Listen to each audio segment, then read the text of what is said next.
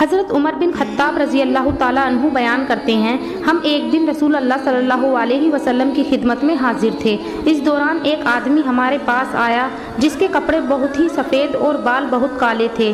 اس پر سفر کے آثار نظر آتے تھے، نہ ہم میں سے اسے کوئی جانتا تھا، یہاں تک کہ وہ دو جانو ہو کر نبی صلی اللہ علیہ وسلم کے سامنے بیٹھ گیا اور اس نے اپنے دونوں ہاتھ اپنی جانگوں پر رکھ لیے اور کہا، اے محمد صلی اللہ علیہ وسلم، اسلام کے متعلق مجھے کچھ بتائیں۔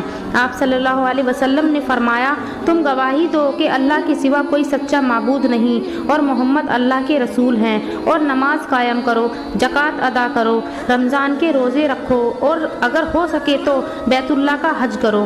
اس نے کہا، آپ نے سچ فرمایا۔ ہمیں اس سے تعجب ہوا کہ وہ آپ سے پوچھتا ہے اور آپ کی تصدیق بھی کرتا ہے۔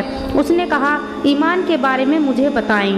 آپ صلی اللہ علیہ وسلم نے فرمایا، تم اللہ پر، اس کے فرشتوں پر اور اس کی کتابوں پر، اس کے رسولوں پر اور آخرت کے دن پر ایمان لاؤ، اور تم تقدیر کے اچھے یا برے ہونے پر ایمان لاؤ۔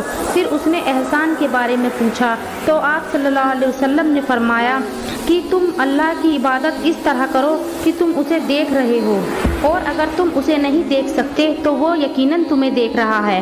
پھر اس نے قیامت کے بارے میں پوچھا تو آپ صلی اللہ علیہ وسلم نے فرمایا، سوال کرنے والے سے زیادہ نہیں جانتا۔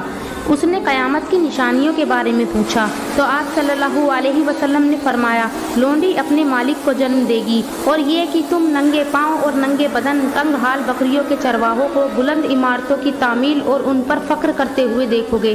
عمر رضی اللہ تعالیٰ عنہ نے فرمایا، پھر وہ شخص چلا گیا، میں کچھ دیر ٹھہرا، پھر آپ صلی اللہ علیہ وسلم نے مجھ سے پوچھا، کیا تم جانتے ہو سوال کرنے والا کون تھا؟ میں نے کہا، اللہ اور اس کے رسول بہتر جانتے ہیں۔ آپ صلی اللہ علیہ وسلم نے فرمایا، وہ جبرائیل علیہ السلام تھے، وہ تمہیں تمہارا دین سکھانے تمہارے پاس تشریف لائے تھے۔